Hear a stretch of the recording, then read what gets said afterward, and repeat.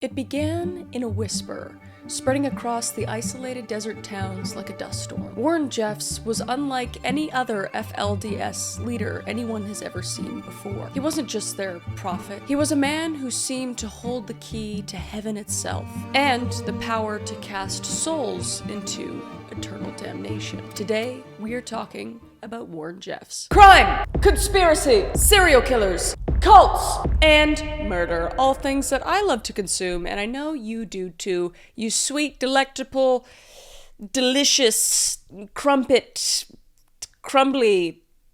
in a good way, intellectual, beautiful freak. You look great today.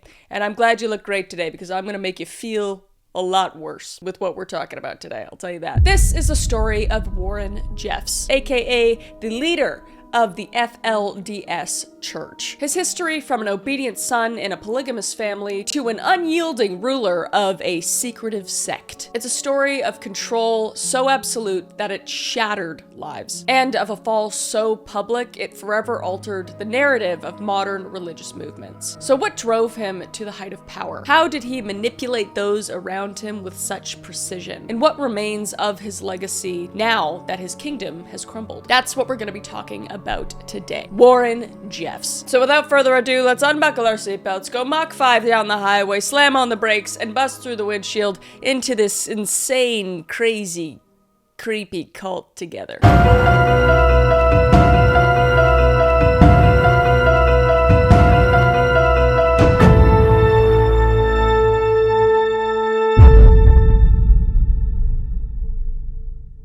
Alright, so before we get into who Warren Jeffs is and how he became the POS that he is today, the POS FLDS cult leader he is today, I kind of want to go over who the FLDS is and who the LDS Church is as well. I'll just give like brief descriptions. If you want to know more about the LDS Church, you can actually go to this video. I go into it in depth. It's also kind of fun. Also, you probably have heard of Warren Jeffs and maybe the FLDS Church through Netflix. Of course, there's lots of documentaries on Netflix. There's multiple shows about this cult, but the one that stands out is Keep Sweet, Pray, and Obey. And I remember a couple years ago when I saw that title, I grabbed my popcorn and was sat. I sat, and I did not eat that popcorn because this shit is disgusting. But I wasn't really doing this stuff back then, and I came across it again recently, and I was like, I really want to deep dive on this mother trucker. Let's get into who the FLDS is, or what, I should say. So the FLDS, otherwise known as the Fundamentalist Church of Jesus Christ of the Latter-day Saints, I will not be saying that again. Far removed from the polished image of the mainstream counterpart, the LDS Church. Polygamy was their bedrock, isolation their shield, and for decades, they lived on the fringes, bound by faith and tradition. But under Jeff's reign, the FLDS would become synonymous, not just with polygamy, but something far darker. So the FLDS, the Fundamentalist Church of Jesus Christ of the Latter-day Saints, that is, I said it twice, but that is the last time I'm saying it, all right, is, like I said, a breakaway sect from the more mainstream Jesus Christ of the Latter-day Saints, often referred to as simply the Mormon Church. And the FLDS emerged in the 20th century as a response to the changes within the LDS Church, specifically its abandonment of polygamy. And for those of you who don't know, polygamy is the practice of having more than one spouse at the same time. More often within the FLDS religion, it is men having multiple wives, a lot of wives. And at its core, the FLDS represents a group of individuals who sought to preserve what they viewed as pure, original teachings of Mormonism, and most notably, the practice of plural marriage, otherwise known as polygamy. Because polygamy was a foundational tenet of the early Mormon theology. It was introduced by the man, Joseph Smith, the founder of Mormonism, and institutionalized by his successor, Brigham Young, as part of the church's doctrines in the mid-19th century. However, mounting pressure from the US government, including legal crackdowns and threats to Utah's statehood, led the LDS Church to legally renounce polygamy in 1890 under its then president, Wilfred Woodruff. Wilfred Woodruff. But this shift marked a pivotal moment for the Mormon community. And while many members accepted the new direction, a minority rejected the change, believing it had been a betrayal of the divine revelation, because in the original theology given by Joseph Smith, he had said that, like, plural wives would be a cool idea, hey. And everybody's like, yeah, that sounds great to me. I mean, makes sense, you know?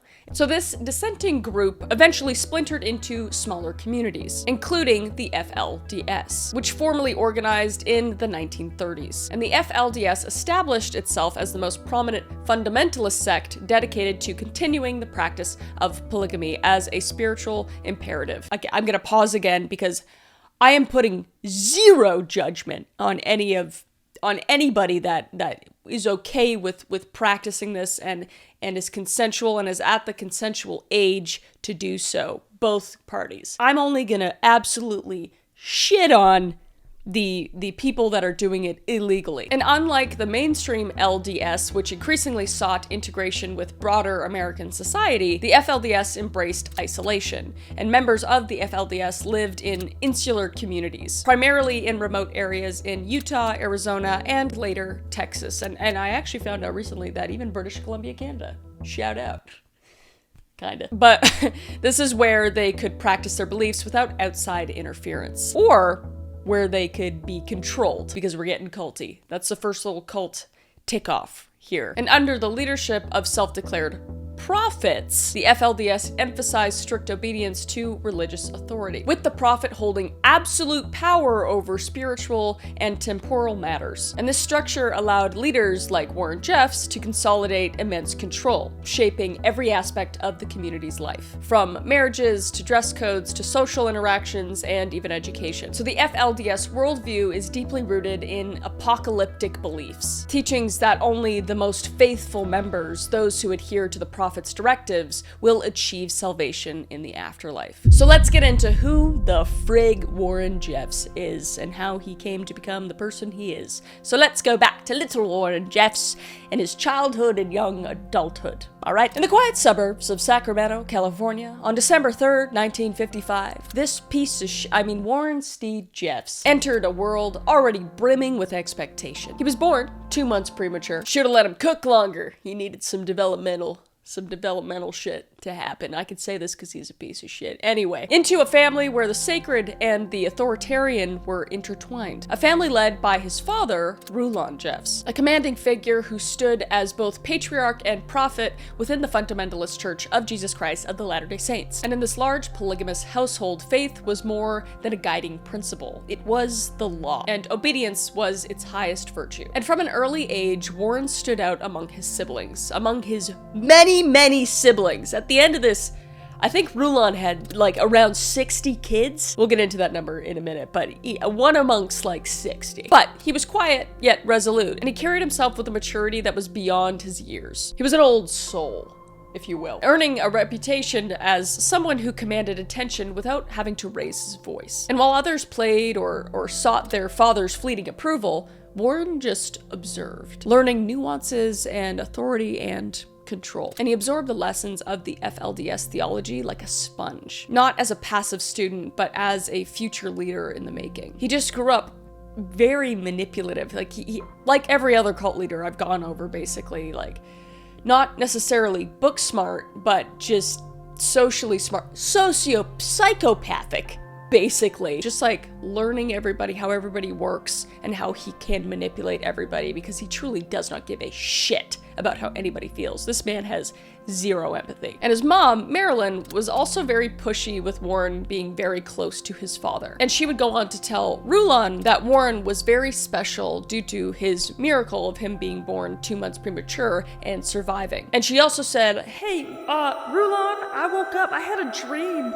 I had this crazy dream that all the prophets ever of the FLDS and LDS church came to me, and they said that Warren Jeffs was the next prophet, which is crazy. I know, but it came to me in a dream, and I think it's real. Mother Marilyn always told this story about how Warren was close to death at birth, and that previous prophets came to her and revealed to her that he would survive and that Warren would be a very special person. I love how people can just say, like, I had a dream about this, and they're like, yeah, that seems legit. I wish I could do that, you know? I wish I could say, like, you know, I had a dream that I passed this math test and I don't need to study for it, and you should probably just pass me now because I had a dream about it, and then I passed math. I failed math.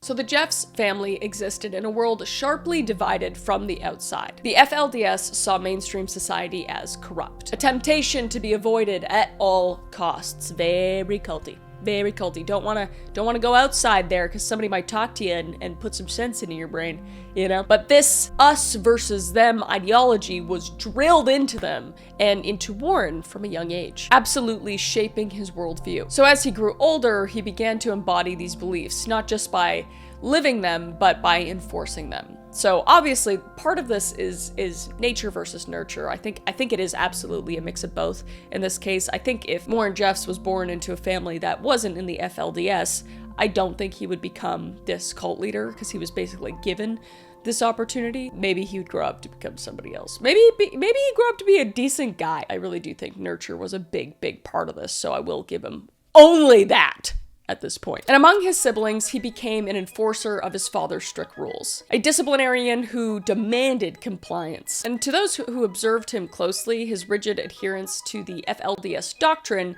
and his need for control hinted at the leader he would become one day. And Warren's first brush with the outside world came from a public school, a fleeting exposure to secular ideas that only seemed to deepen the divide between his upbringing and mainstream society. And recognizing the potential dangers of outside influence, his father, Rulon, quickly intervened, and Warren's education was redirected into the insular environment of the FLDS-controlled Alta Academy in Salt Lake City, Utah. And the Alta, as a Canadian, I want to say Alta. And the Alta Academy was more than a school. It was a crucible of indoctrination. Its purpose was to fortify the FLDS community, molding young minds to accept the absolute authority of the church and its prophet. And for Warren, this was the absolute turning point. Here, under the careful watch of his father and other FLDS elders, he delved deeply into scripture, theology, and the inner workings of the church. He wasn't just learning, he was preparing, building the foundation for what he believed to be his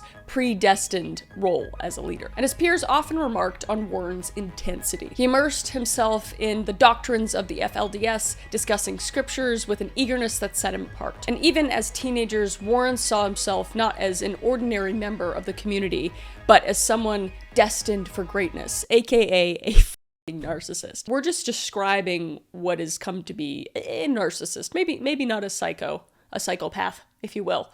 But ticking all those boxes, we have the Jim Jones tick of the narcissist that thinks he's better than everyone else and that he's destined for greatness, along with every other cult leader. We've talked about Children of God guy.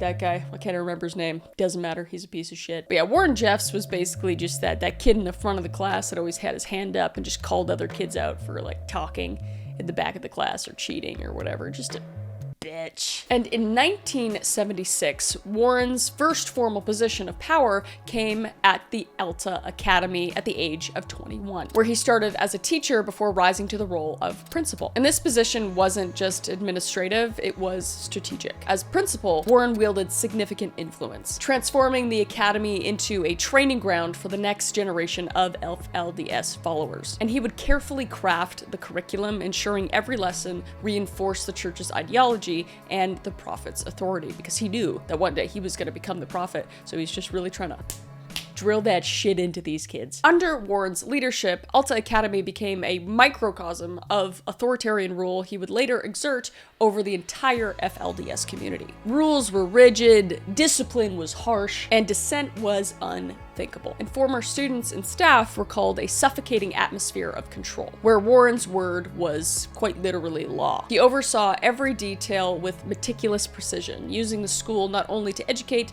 but to indoctrinate. In many ways, his time at the academy was just a rehearsal for his eventual role as the FLDS prophet. He honed in his ability to command loyalty, enforce order, and suppress dissent. And the traits that would later define his reign, his obsession with control, his intolerance for opposition, and his unyielding belief in his own authority were all on display during his tenure as principal. And Warren's relationship with his father, Rulon Jeffs, was a study in ambition cloaked in reverence. To the FLDS community, Rulon was a near mythical figure, a prophet whose authority was believed to come directly from God. And to Warren, he was both a father and a model of power he one day hoped to wield. And to me, Rulon just looked like a little old guy. And as Rulon would age, his health would decline because he was a mere human. He wasn't that special. And Warren's role within the family and the church began to shift. Subtly, but deliberately, Warren positioned himself as his father's right hand, the hand of the king, if you will, for my Game of Thrones fans, taking on increasing responsibilities and solidifying his place as the heir apparent. He became absolutely indispensable, aligning with Rulon's vision while quietly building his own base of influence. And within the sprawling, competitive Jeffs household, populated by numerous wives, allegedly 65 wives Rulon had, apparently, allegedly. They don't know exactly. And also 62 children, allegedly. Again, there's some that say like, oh, it's 59, it's 63. Most things that I saw said 62, so I think 62. Warren's rise was not without tension because there was a lot of people in this family, a lot of people that could potentially take the prophet throne, if you will. And his siblings saw Warren's ambition and strict enforcement of their father's rules as a calculated attempt to outmaneuver them, which was absolutely what Warren Jeffs' plan was. And resentment kind of started to simmer, but Warren seemed unaffected because he doesn't care about what other people think because he lacks empathy because he's a narcissistic psychopath, in my opinion. Anyway, his focus was fixed on the prize, the leadership of the FLDS, aka the prophet. And by the time Rulon's health failed completely, Warren had positioned himself as the inevitable successor. His disciplined demeanor, strategic mind, and unshakable belief in his defined purpose had him set apart, not just within the family, but within the entire FLDS community. And the seeds of his eventual rise to power and the control he would wield with such devastating effect had already been sown. So in 2002, the FLDS faced a pivotal moment that would alter its course forever. The death of Rulon Jeffs, and he died at the age of 92. It's pretty old. It's pretty old. Props to that, I guess. He's kind of a piece of shit, though, too, so I don't really care. But for years, Rulon had reigned as the community's prophet, the man revered as God's living mouthpiece. I don't like the way that sounds. His passing left not just an emotional void, but a spiritual and organizational chasm within the church. Is it chasm? Is it chasm? Chasm. Chasm? Kind of like chasm. In the FLDS, the prophet was more than a leader. He was the axis upon which the entire existence turned. And with his death, the question of succession loomed large, and tensions simmered as the community sought to discern who would take up the sacred mantle. Also, at his funeral, they took pictures with his dead body, with Rulon's dead body, and they're all just like, I won't show Rulon in it, but I'll show the girl beside him, which I believe is one of his wives, and she's just like, it's my dead husband. Anyway, who wants to take me as a wife? But anyway, Warren stepped forward, not with overwhelming charisma and popularity, but with a calculated plan already in motion. And for years, Warren had positioned himself as Rulon's confidant and enforcer, like we had said. And he kind of stood by his father's side as he was declining over those days. And in the days following Rulon's death, Warren made a bold declaration. Through divine revelation, his father had named him as the next prophet. It was kind of like a House of Dragons episode.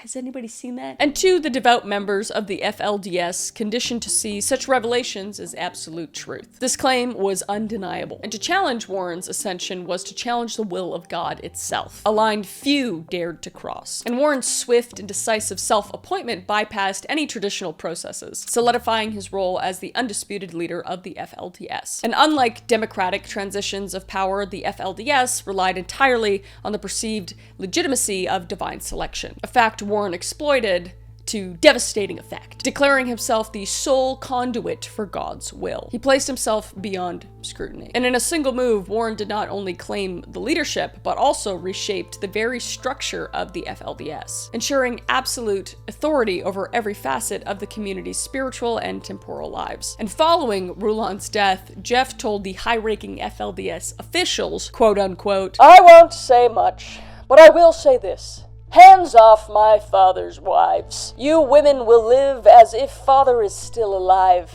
and in the next room." And within a week, he had married all but 2 of his father's wives. Gross. His moms. He married his moms. I just thought of that. That's gross. That's gross. Anyway. That was really messed up. That was hard for people like me to swallow, and there's a lot of people that had a problem with that. I mean, who marries your mom? One refused to marry Jeffs and was subsequently prohibited from ever marrying again. How convenient. We'll see down the line Warren Jeffs holds a bit of a grudge, a little bit. And Rebecca Wall fled the FLDS compound altogether. And Naomi Jessup, one of the first of Rulon's former wives to marry Jeffs, subsequently became his favorite wife and confidant. But once Warren assumed power, he wasted no time in transforming the FLDS into a tightly controlled, monolithic organization. And the first step in consolidation of power was to dismantle the church's traditional leadership councils, because he didn't want anybody else in charge. He's like, I'm the guy. All right, I'm the guy that's gonna be up here. God only talks to me, doesn't talk to anybody else, only talks to me. I'm not meaning to do a Trump impression, but I'm kind of doing Trump. It'd be kind of funny. I have no political opinions, okay? Anyway, these bodies, which had once served as checks on authority, were replaced with hand-picked circles of loyalists who owed their positions entirely to Warren. So he basically just picked a bunch of fucking brown nosers that were gonna be like, oh my god, anything you say, Warren, you're like a pop star, I love you, sign my boobs, or whatever. And their allegiance was unwavering, and with decision-making centralized, Warren eliminated any potential for dissent within the church's hierarchy. Warren would impose rigid dress codes, very culty. We see this in cults a lot. We see it a lot. Women were required to wear ankle-length dresses and intricate braids, crazy braids. I don't even understand how they did these braids. It's not an easy braid to do. Like, to do that every morning is a bitch. Like, that guy, straight up. While men adhered to plain uniform clothing. And these outward symbols of conformity were more than just rules. They were declarations of loyalty to Warren's vision. And social interactions were carefully monitored as well. And deviations from prescribed norms were met with severe consequences, ranging from public humiliation to permanent excommunication. And one of the most extreme expressions of Warren's control was his management of marriages. He alone determined who would marry whom, often without consent, like a lot without consent, or even knowledge of what the fuck's going on. Like, you could just be sitting in your house and Warren Jeffs could kick down your fucking door and be like, you're marrying Tom, bye. And you're like, how old is Tom? Who is Tom? I'm 12. But truly, families were torn apart as Warren reassigned spouses and children in the name of spiritual purity and obedience. It's what's called the placement principle. You didn't court and decide who you were going to marry. Only the prophet could choose who you married. And this practice not only reinforced his dominance, but also served as a powerful reminder that no relationship existed outside of his reach. And this was just like the perfect way for him as a cult leader to control everyone. Any couple that seemed like they were strong together, he ripped them apart and put them with somebody else. If there was a very independent man, he would kick him out of the cult completely and marry his wife off to a guy that he hated. Like, anything to make him seem the most desirable and wanted man, he did. And any woman he wanted, he would take as well. And what's disgusting, and what we will talk about more as well, is that so many underage marriages happened as well. He would marry off daughters. He himself would have multiple underage wives, but again, we'll get into it. But I just want to reiterate how much I fucking hate this man. Anyway, and to deepen his hold over the community, Warren enforced strict isolation from outside world. Members were forbidden from consuming mainstream media at all, engaging with outsiders, or even discussing church matters beyond the FLDS borders. We didn't really leave our property in Salt Lake City. We didn't go to movies, we didn't go to theme parks or any kind of large gathering places. So there wasn't a lot of exposure to the outside world. And Jeffs banned television, movies, popular music, and fictional books. So you could like have a stick, basically. And he also executed strict mandates on behavior, dress, and language. Women were told to keep sweet and suppress emotions and feelings. Keeping sweet is an exertion to to remain clean and pure. And if you're not keeping sweet, then you're not pure. If some man told me to keep sweet, I swear to God. I swear to God. Keep sweet meant to suppress emotions and obey their husbands, and above all, obey Jeffs, the all-knowing prophet. Oh. Actually, just the all-knowing, just the unknowing piece of shit. That wasn't funny. But I stand by it. And Brielle Decker, Jeff's 65th wife, told ABC, keep sweet meant you could have no emotions except for sweetness. That was the only emotion allowed. And this isolation just created a bubble where Warren's teachings were the only source of truth. It's the only thing that anybody knew. So like, I don't even put blame on people that are born into these cults or are, you know, absorbed by these cults, because most of the time they just don't know anything else or any better. They're just living in the shit because of this one piece of shit. But for members, survival, both spiritually and physically, was tied to the FLDS, leaving them with no choice but to submit entirely to Warren's rules. And the daily life under Warren Jeffs was a carefully choreographed blend of prayer, labor, and indoctrination. Every moment was accounted for, ensuring that members remained deeply entrenched in the FLDS way of life. And the more I read about it and research about it, the more I think of Jim Jones. Like, it's so similar, like with Jim Jones camps, and he would have his sermons playing all the time, and so did Warren Jeffs, and he would be like, okay, this is like labor all day, every day, and when we're not doing labor, you're praying, and if you're not praying, you're listening to me pray. Like, nobody had a minute to think in the FLDS, in this specific sect of the FLDS. I wasn't scared of death. I was scared of disobeying the prophet. Think about what I said, because I would have rather died than disobey. And prayer and religious study dominated their schedules, with Warren's sermons serving as a centerpiece of their spiritual routine. These sermons could last for hours, similar to Jim Jones, and they were very apocalyptic in tone, warning of impending doom for the disobedient and promising salvation for the faithful. Again, it's like Jim Jones and Warren Jeffs just got together and they're like, hey, what if? Like, it's so similar. Even, and also, like, Children of God leader, again, can't remember his name, but very, very similar. And Warren's words were treated as divine mandates, shaping every belief and behavior within the community. And they were also told that they had to pray every single hour. So you would do everything in groups? Yes, like the whole day is scheduled. Hour, you have to be there. And if you're late, you do get punished. The wives were required to pray every hour, getting down on their hands and knees and holding hands. Talking was not permitted. On the chimney it says pray and obey. Right. And that's a message you'd see every day. And also, the women specifically had a book of purity, basically. And it was the FLDS's set of rules and guidance specifically directed at women and girls within the community. And it basically dictated their behavior, appearance, and role in the church and community, reinforcing patriarchal control and absolute obedience to the FLDS prophet, particularly Warren Jeffs' leadership. It was just basically a convenient book where he's just like, hey, you're not acting right, go read it again. Go read that book, okay? Go read that book and then come back to the kitchen, make me a sandwich. That was, honestly, pretty much the book, on top of other awful shit. They had behavioral expectations. Women were taught to be submissive to their husbands, and the husbands were seen as spiritual leaders. Warren had a saying,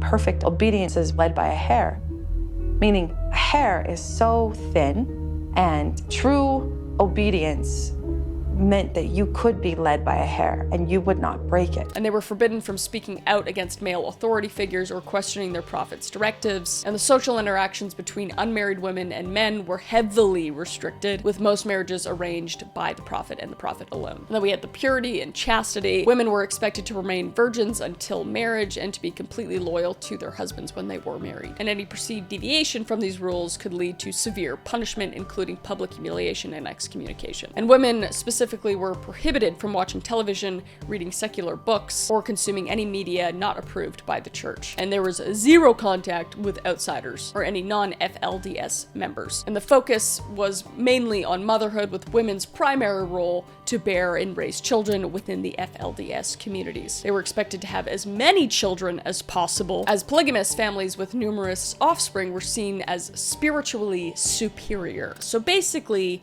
FLDS women were basically seen as just pieces of meat, like brood mothers that just cooked and cleaned and were not speak unless spoken to, like just less than. Like it's just so sad. In the book, A Purity had profound psychological and emotional and social consequences for the women of the FLDS. But knowing you're pleasing your husband, your head, brings you a heaven. But realize, young ladies, the best thing is to leave your life in the hands of God through his prophet. They lost, like, all autonomy. Women had little control over their personal choices, from who they married to how they dressed to how they interacted with others. Obviously, they had an incredible amount of fear and anxiety, and there was just, with the reinforcement of gender inequality, I just feel like they all felt trapped. And I know that some were fine with it and felt like that was for them and that represented them well, but I know for a majority, this was not the way of life that they wanted. Or they were just so brainwashed that they thought it was the way of life that they wanted, but if they were to see the outside world, they'd be like, we can have jobs and eat pizza and have boyfriends? What? And while his followers lived very modestly, sacrificing their time and possessions for the church, Warren's life, on the other hand, was one of luxury. He resided in sprawling homes, traveled by private jet, and amassed a fortune funded by the tithes and unpaid labor of his followers. And to the FLDS, this opulence was justified, proof of his divine status. So everything was just working out for Jeffs. But to the outside world, it revealed the deep exploitation underlying his leadership. And polygamy, a cornerstone in the FLDS beliefs, became an instrument of unparalleled power in Warren's hands. He claimed at least 78 wives, okay? 78, potentially more,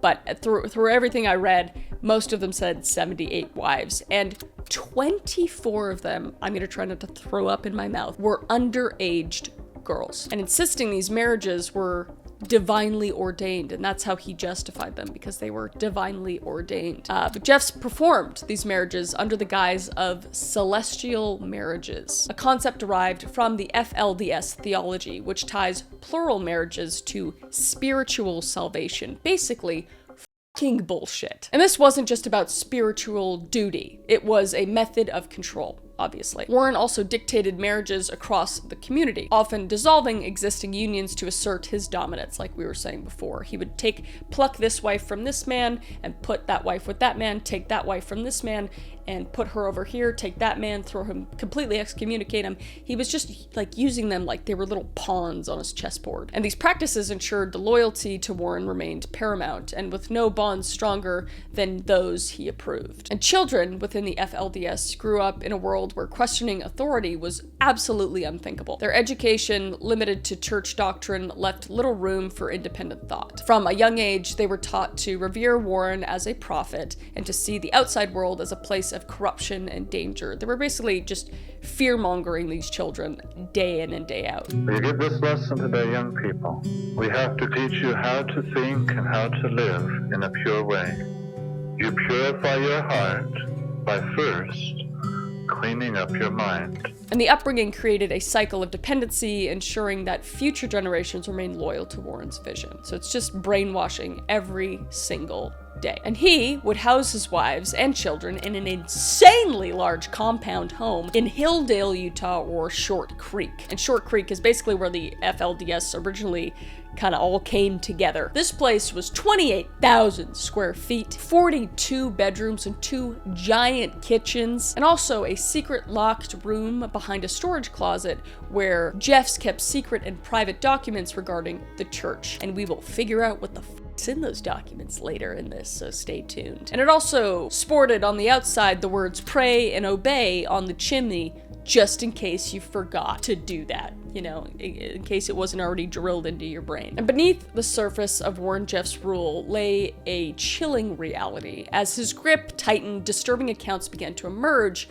from the FLDS community. Stories of abuse, exploitation, and fear. And survivors recounted being forced into marriages, often as underage brides, under the guise of divine will. Told me that the prophet has called, and my name was brought up, and I was to be married. And physical and emotional abuse were widespread, justified by Warren as necessary for spiritual purification. And Jeff's daughter, Rachel Blackmore, who alleged her father SA'd her for years during childhood, said, quote unquote, "When your parent does something like that, it feels shameful on you too."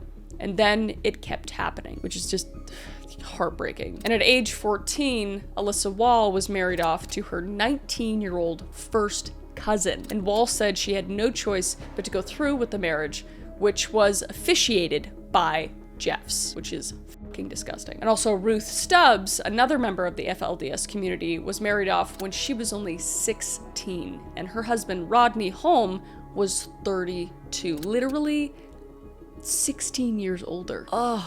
And he was the police officer in Short Creek and was already married to 2 other women. So fear became a cornerstone of Warren's control. Members lived under the constant threat of excommunication and punishment that extended beyond banishment. And to be cast out of the FLDS meant losing everything: family, community, and salvation. And for the faithful, the prospect of eternal damnation was too terrifying to contemplate, silencing dissent and reinforcing obedience. And financial exploitation compounded this fear completely. Members were required to tithe large portions of their income, often to the point of personal hardship. And they also provided unpaid labor for the church projects, enriching Warren while they struggled to make ends meet. And this economic dependency made it nearly impossible for the members to leave, trapping them within the FLDS both spiritually and materially. And to the members of the FLDS, Warren Jeffs wasn't just their leader, he was the voice of God, quite literally to them. This belief created an intense, often coercive loyalty driven as much as fear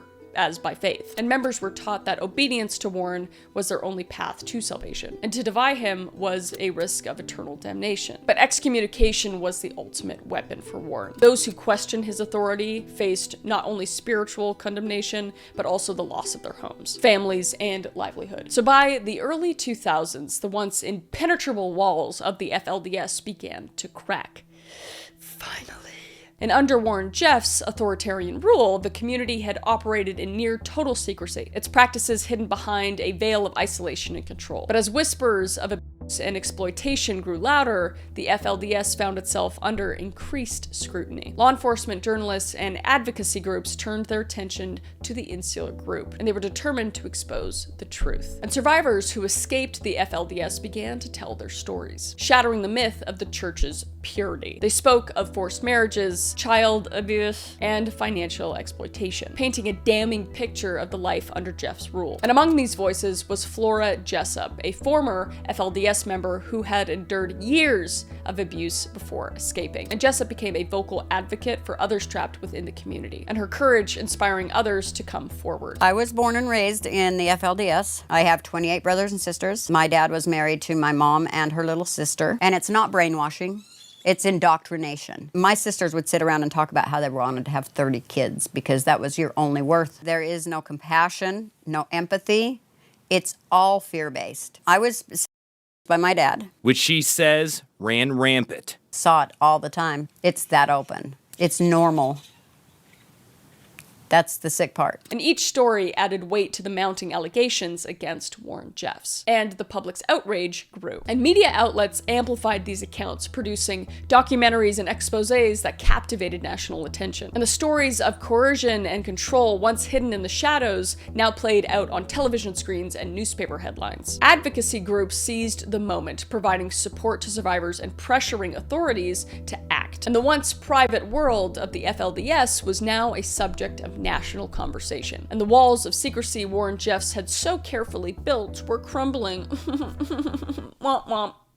So in August 2003, Jeffs announced in a sermon that the blessing of the priesthood had been removed from Short Creek, and he declared the community's spirituality unworthy and ceased all religious meaning there, though tithes and offerings were still collected naturally, because the spirituality's gone, but I'll still take a tip. Jeffs began directing resources and followers to isolated properties he called the lands of refuge, where he believed the FLDS members could practice their beliefs in secrecy and shield them from external forces, aka justice. And this is when he would purchase the YFZ Ranch in 2003. If you got a problem with me saying Z, I'm from Canada. I say Z, not Z. So deal with it, all right? The YFZ Ranch. And in 2003, under the alias YFZ Land LLC, the FLDS purchased the 1,700-acre ranch near El Dorado, Texas for $700,000. And the property was initially described as a corrupt hunting retreat, or corrupt.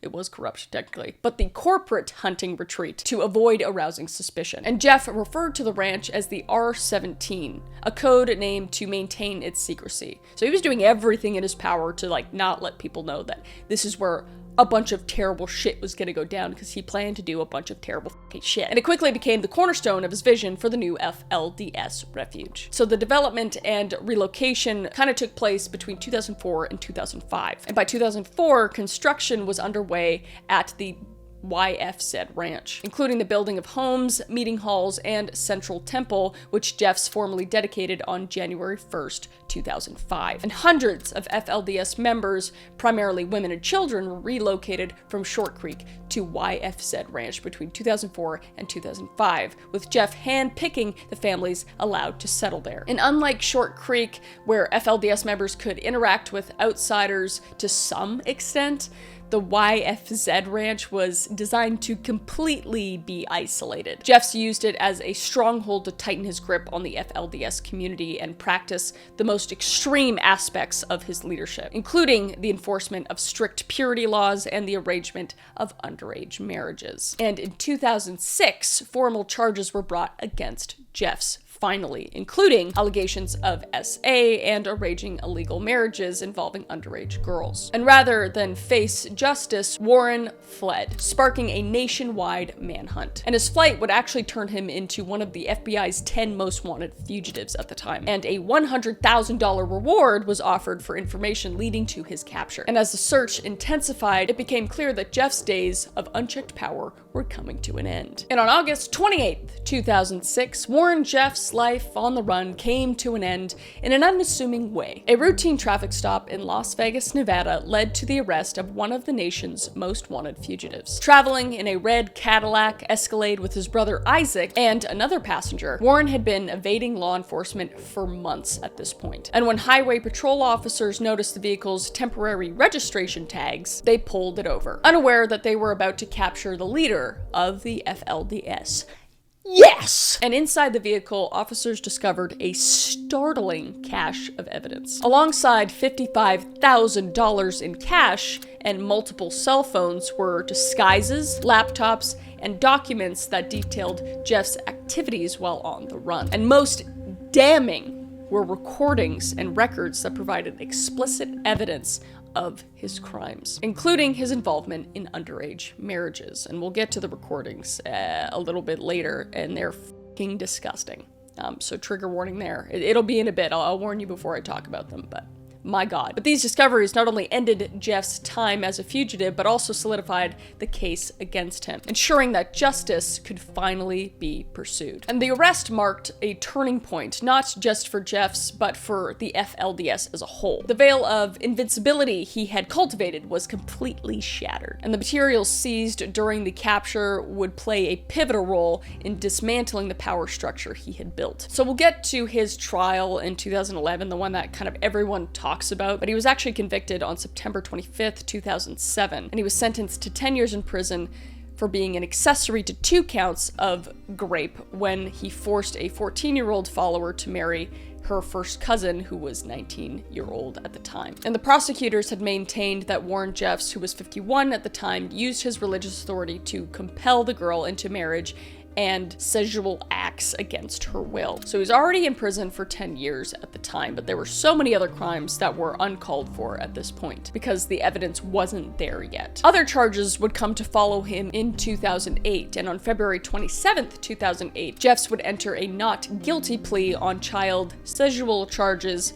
out of Arizona, and he would then be taken to the Mohave County Jail to await that trial. And then something insane would happen in April of 2008. Texas law enforcement raided the Yearning for Zion, which was the YFZ Ranch, which I don't think I said, but YFZ standard for yearning for Zion. I'm not perfect, I'm sorry. But this was near El Dorado, Texas, and they would get raided after a 911 call alleged abuse of an underage girl within the FLDS community. And though the call was later revealed to be a hoax, the raid uncovered extensive evidence of systemic abuse. Investigators would find records of spiritual marriages involving girls as young as 12 years old, many of whom were pregnant or already mothers at that time that they found the records. And the temple on the ranch was revealed to be a central location for these ceremonies, with evidence such as beds and detailed marriage records seized. And over 462 children were removed from the ranch by Child Protective Services, aka the CPS, though later rulings determined that not all the children were in immediate danger. But the raid exposed the secretive practices of the FLDS under Warren Jeffs' leadership and garnered widespread attention,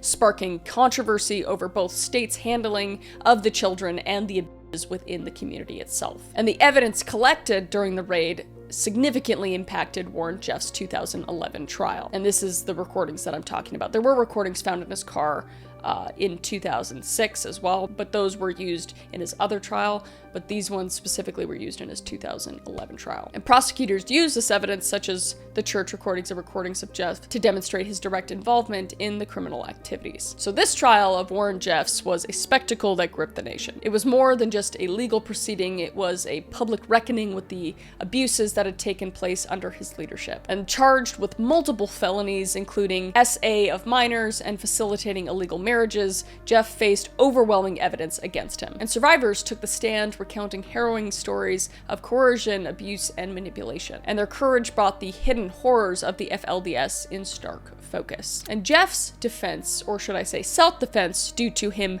burning through 7 high-power attorneys, relied on the argument of religious freedom, claiming that his actions were protected as part of the FLDS faith. And this reminds me of Ted Bundy. He's so similar to Jim Jones and Ted Bundy. He's like both of them combined. He literally represented himself in this trial because he thought that he's so smart, that he's so much better than everyone, that he would be protected by his faith because that's what he has experienced his whole life. So why would it be any different in a court of law where none of that f***ing matters because you're a f***ing creep? But yeah, he represented himself, and thank God he did, because he got what he deserved. But this justification crumbled under the weight of the prosecution's evidence. And recordings, documents, and survivor testimonies painted a very chilling picture of the systemic exploitation, all orchestrated under the guise of divine will. And during his trial, Jeff famously declared, "I am not the one on trial.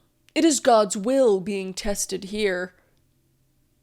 Well, God's will be done, But Jeff was on trial at this point of 2 counts of SA of a child, and he was accused of forcing 2 teenage girls into spiritual marriage and fathering a child with one of them when she was only 15 years old. It makes me want to vomit. And the charges carry a maximum sentence of life in prison. And Jeff, who was acting as his own lawyer, began his defense by speaking at length about his religious freedom, like I said before. But Judge Barbara Walder interrupted him and said Jeffs clearly wasn't prepared to enter a defense. And Walder told Jeffs he had 2 choices: rest his case or begin calling witnesses. And he would call one witness to the stand, and it would be a church elder who would literally just read the Book of Mormon as evidence. If we're calling religious books up, let's call the Bible up. Let's get somebody to read the Bible. Let's bring stoning back. Throw Jeffs in the middle of a field and let's just go at him. It's all metaphorical, by the way. I don't wish death upon anyone in any sense. But if he were to metaphorically get put in a field and metaphorically people were able to throw rocks at him until he metaphorically died because he did do awful things, I would metaphorically not care. Metaphorically. And trigger warning, gonna start talking about the tape stuff, so if you're gonna be triggered in any way, I'm not gonna go into explicit detail, but even just talking about it makes me feel sick, but I think it's important because I hate him so much and people deserve to know how much of a piece of shit he is. But anyway, on top of the mountain of evidence against Warren Jeffs, the most shocking was an audio tape played at the trial by the prosecutors. And jurors heard the religious leader having a sexual encounter with a 12-year-old girl, telling her to feel the spirit of God. And the tape is one of several seized by the police and submitted as evidence in the case against Jeffs. And prosecutors played 3 other tapes that prosecutors say prove Jeffs married and SA'd underage girls. And in the recordings, Jeffs is heard saying also that a good wife is trained for her husband and follows the spirit of peace. He also makes reference to drawing clothes or being clothes, which is how church members refer to intercourse, and 2 females can be heard responding, okay. I'm not gonna play these specific tapes because they're just so awful. And according to Jeff's journal, the tape was made the night after his wedding to a 14-year-old girl, and when Jeffs took his new bride and another wife for a car ride to instruct them on their new responsibility as wives. And he told them they were honorable vessels, property of your husband's kingdom and of the kingdom of God on earth. And the 14-year-old girl is the same girl who, according to expert testimony on DNA evidence, Jeff later impregnated.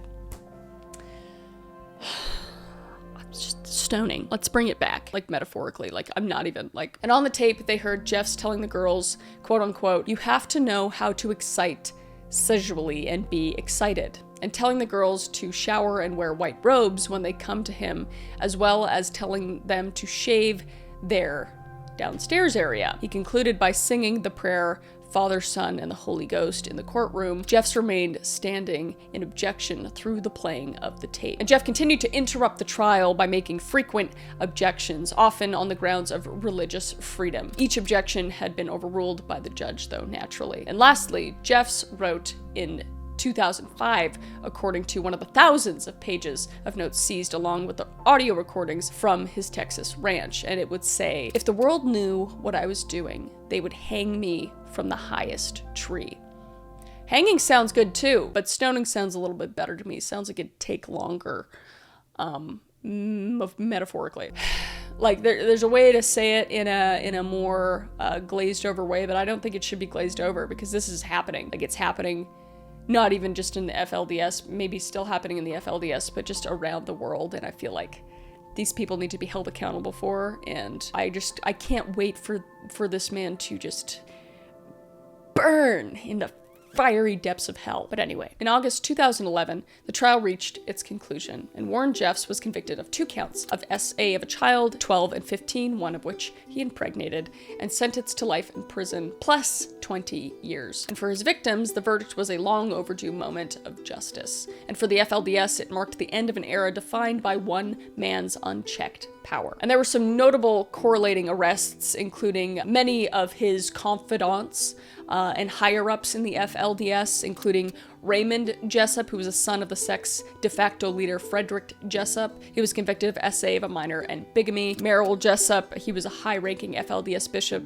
investigated for officiating illegal underage marriages. Barbara Jessup, briefly detained in connection to custody issues during the YFZ Ranch investigation. Lyle Jeffs, Warren Jeffs' brother, arrested for welfare fraud and other charges. Rulon Jeffs, although deceased, was scrutinized for systematic abuses in the sect as well. Naomi Jeffs, who was Warren Jeffs' scribe and confidant, who became a person of interest in the investigation, but was not formally charged with major crimes, although I feel like probably knew more than she should have. And the list goes on. Alan Keat, sentenced for SA of a minor as well. So many giant pieces of shit in the FLDS, and just people that took advantage of other people, and it's just awful. But these arrests stemmed from the evidence obtained during the 2008 raid on the YFZ Ranch, as well as further investigations into the FLDS operations and Warren Jeffs' leadership. And they highlighted systemic criminal activities, including SA of minors, underage marriages, and polygamy. And the imprisonment of Warren Jeffs sent shockwaves through the FLDS, and for his most loyal followers, it was seen as a divine test,